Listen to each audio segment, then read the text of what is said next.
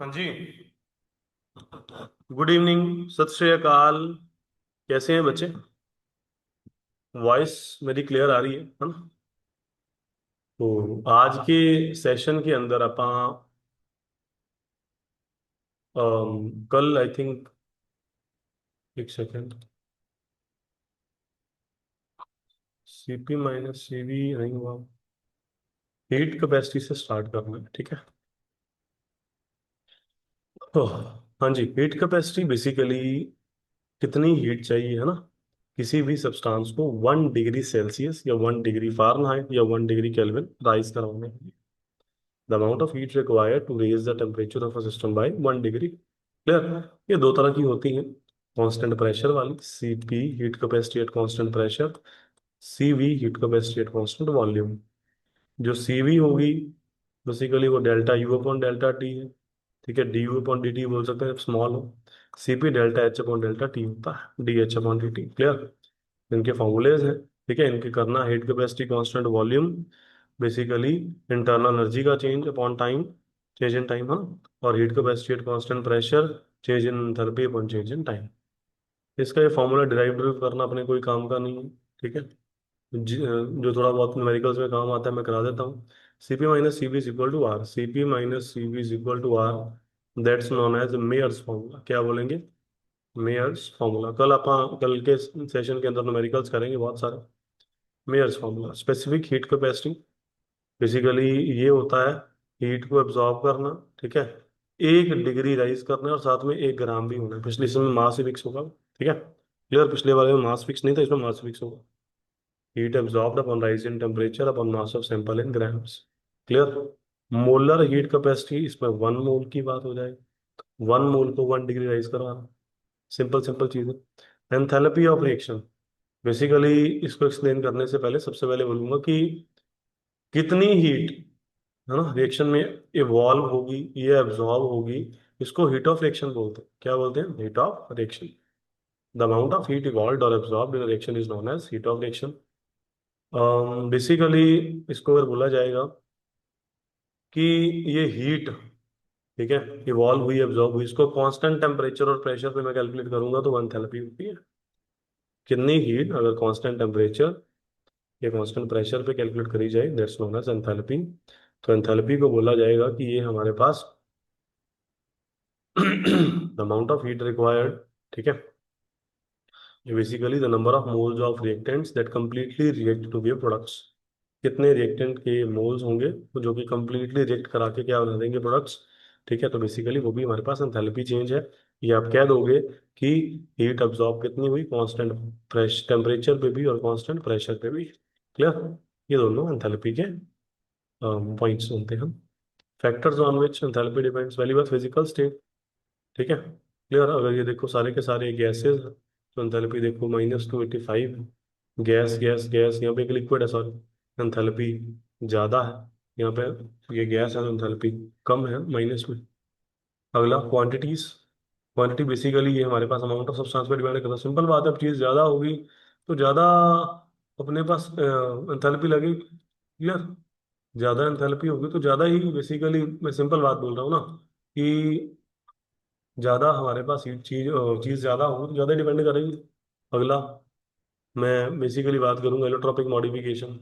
ये तो ऊपर जस्ट बताया गया है। आइसोमर्स क्या होते हैं? जिनकी फिजिकल प्रॉपर्टीज सेम होती हैं और केमिकल प्रॉपर्टीज डिफरेंट होती हैं।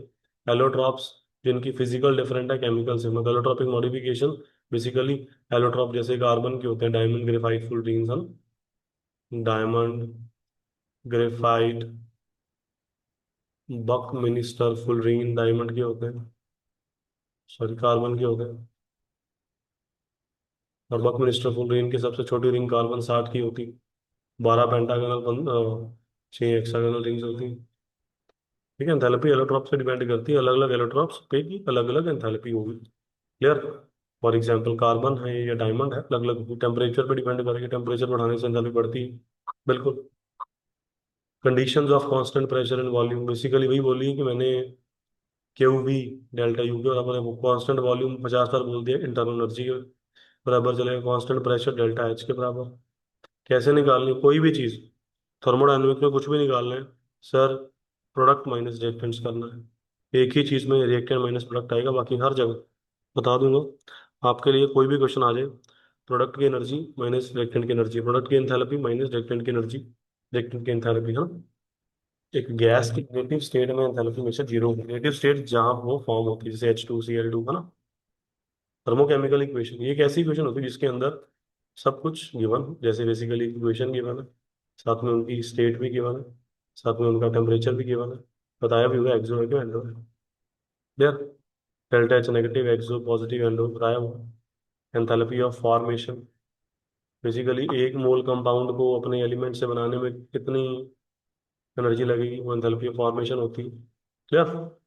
-393। स्टैंडर्ड एंथैल्पी ऑफ फॉर्मेशन, सारी की सारी इसमें सबसे सीधी हो रहेगी।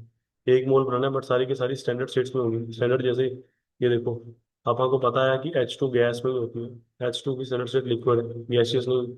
सारी की सारी अपनी नेचुरल स्टेट्स में रखेंगे तो स्टैंडर्ड एंथैल्पी जाएगी। एंथैल्पी ऑफ कंबशन, सिंपल, एक मोल को आग लगानी कितनी बार आएगी। ठीक है। Efficiency of food and fuels, basically ये बता रहा है कि हमारे पास ना एफिशिएंसी में ज़्यादा कुछ काम का नहीं है।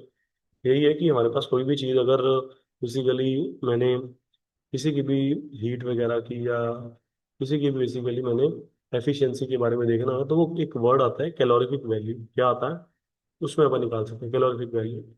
बेसिकली ये है amount of heat produce when in calories और joules when 1 gram substance completely burn. कि 1 ग्राम चीज को आग लगाइए, कितनी बेसिकली वैल्यू क्रिएट होगी, that's known as calorific value. Clear. और ये कैलोरीफिक वैल्यू बताएगी सामने वाली चीज कितनी ज्यादा स्ट्रॉन्गर है या कितनी ज्यादा वीकर है। जैसे हाइड्रोजन की कैलोरीफिक वैल्यू बहुत ज़्यादा होती है, 150 के आसपास होती है। पेट्रोल डीजल के आसपास जो वैल्यूज हैं वो 30 के आसपास होती हैं। तो आपको दिख सकता है कि हाइड्रोजन कितना ज़्यादा हार्मफुल है, कितनी ज़्यादा बेसिकली हीट ज़्यादा आती है ना। ये कन्वर्जन लिख रखी है कि 1 किलो कैलोरी में 4.184 किलो जूल होते हैं। ठीक है। हेसिस लॉ ऑफ कांस्टेंट हीट, ये कल का टॉपिक है, ये आज का नहीं है। तो आज का टॉपिक तो पूरा भी हो गया। मैं एक बार फिर समराइज कर देता हूँ। मुझे काम जल्दी इसीलिए हो जाता है क्योंकि ऑनलाइन लाइव कोई नहीं होता ना, डाउट से नहीं आते हैं।